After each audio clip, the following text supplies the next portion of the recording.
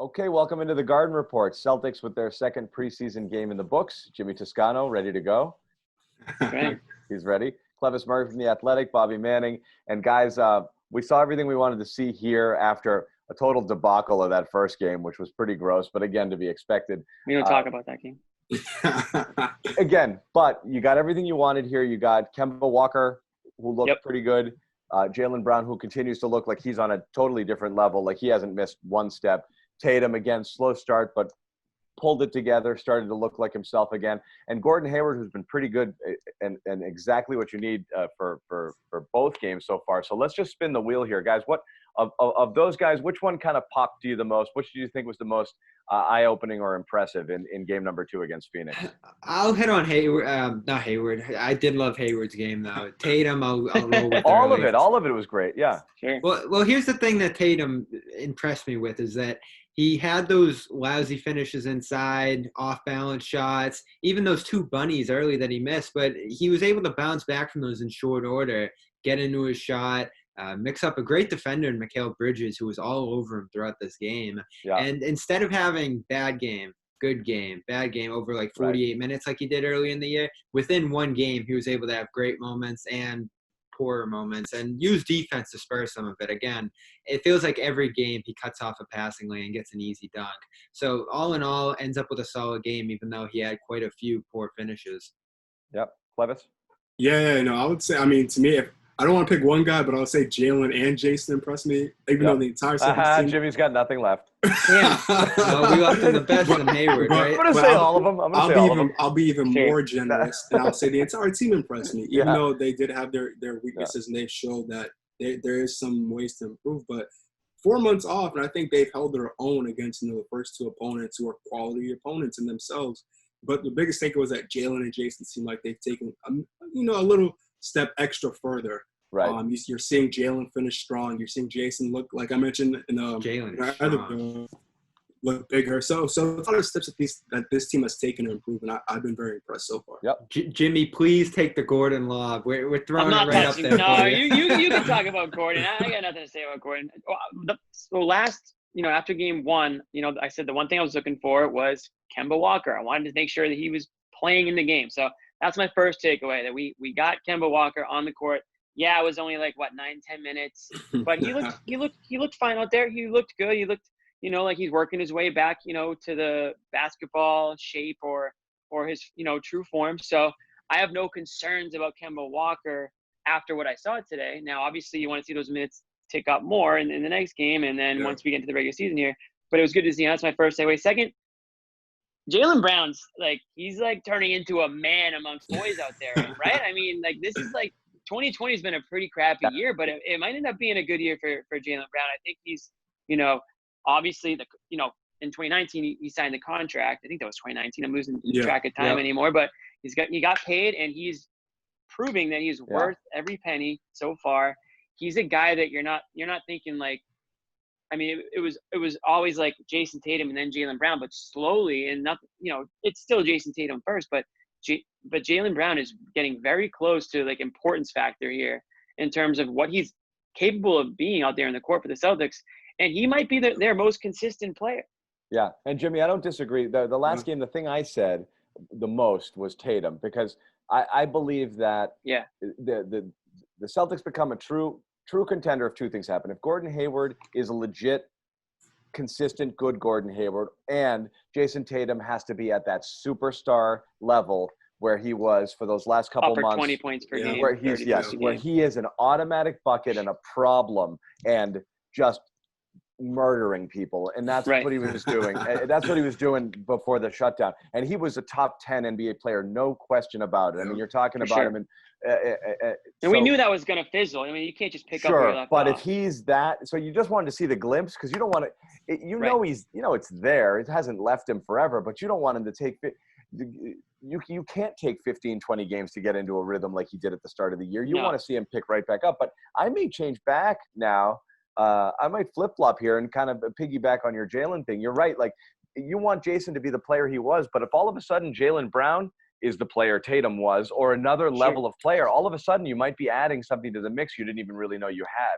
So now you're right. He looks And he was great before. He looks better now. The consensus is Bob. that Jayson's going to be the better player long term at this point after the February and March that he had. But we're still at the point in these guys' careers where Brown can be the better player on any given night. I mean, he was against the Lakers with the defense he brought early in the season, I thought. Right. And again here, like, he's aggressive. He's hitting the long shots. He's getting the shots inside, and he's more consistent with it.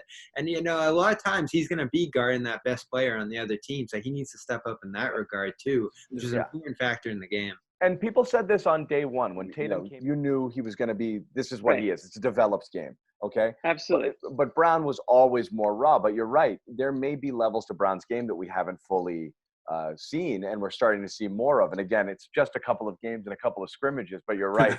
it is. You know. I know. This is what we're here to do. We're here to overreact, right? I'm talking like typical like honk right now, right? Just like, oh, Jaylen Brown's the next, you know, whatever. But no, it's just. You can kind of see he's elevated a little bit. So maybe now you're thinking, okay, maybe you don't need 30 from Tatum every game. Maybe you can get by with 24 from Tatum if Jaylen Brown's giving you 24. You know what I mean? Or if it's one day it's you, one day it's me, and you'd have a trade-off because it did happen. Tatum all of a sudden, and he was like, I'm the guy now. Is that cool? And Jaylen's like, I guess so, you know? And it's how it happened. And he didn't balk at it, but it just became that way because Tatum was just so out of his mind. But you're right.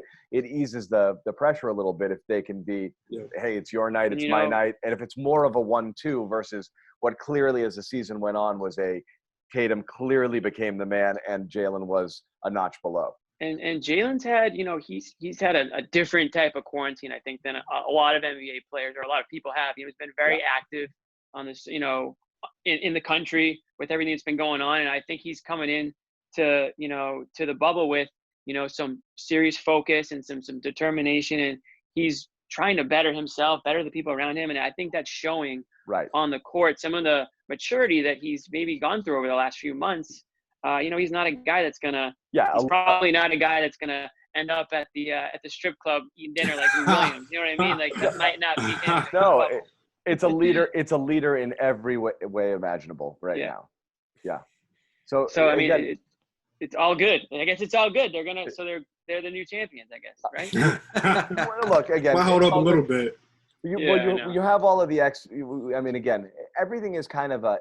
You know, you have teams like Milwaukee where you just kind of expect that we can go out there, do what we do, and it's going to be really hard to beat us. The Celtics are an if team, you know, if this happens and if this happens, you know, where Milwaukee's an unless team. Like everything will be fine, you know, unless this happens, right? So right now you do need, as that superstar Tatum, Jaylen to take his game to the next level, Hayward to be good Hayward as we've seen the last few days. And then the other X factor really, again, it feels like everything's kind of an X factor, is the Kemba health. So he only had 6 points in this game, but we all agree he looked like himself. He looked twitchy, and he was moving really well, and he looked quick. And if nobody had said anything about knee, we wouldn't have thought he had any sort of knee issues. But Clevis, we talked about it in the postgame show. You're still a little worried about this kind of coming around.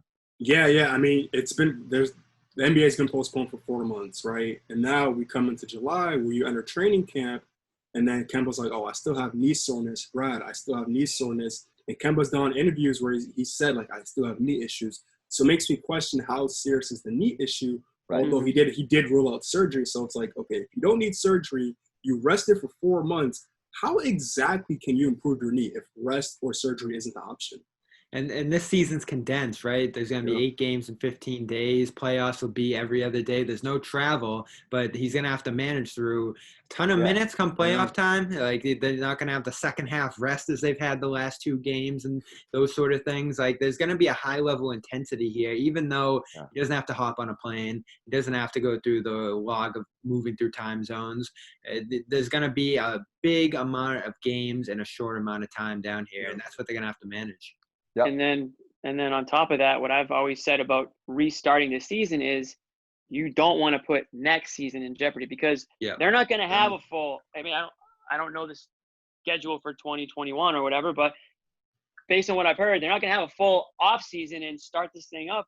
You know, typical space between from season X to season A to season B. Yeah. Exactly. So if Kemba Walker goes out there and the Celtics go deep into the playoffs, let's just say they come up short, but you know, he's got to do something about that knee. There's no off season to sort of get through that and be ready for next season. So are you putting your future, your year 2 with Kemba and your future with this team in jeopardy by doing it? So and we've talked about it. There is a world in which, again, imagine you're Brad. You've got to factor everything in here. Let's say he starts to show it. What do you play for? Do you play for going all out here? Because you're right, you don't have that offseason to do the cleanup surgery or whatever it is you need to do. So you are in a weird place. You really have to think of all of it. And if it starts to act up a bit, you may have to shut him down until the playoffs, and then just pray for the best, and then play it as you go.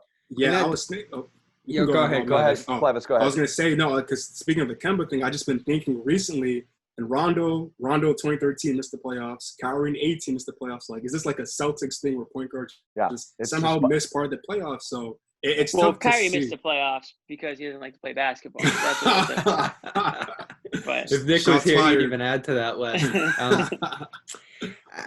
They're going to be careful with him. If the last 2 weeks has shown us anything, they're going to hold him out if there's any concern whatsoever. But I do think there is an onus to trying to win now with the team they have. I mean, we talk about the 4 stars. We talk about some of the depth that they have there with Marcus Smart and Cantor, these guys. And this is a situation. You don't have to go to Milwaukee. You don't have to go to Toronto. Right. Ultimately, you don't have to go to LA either come finals time.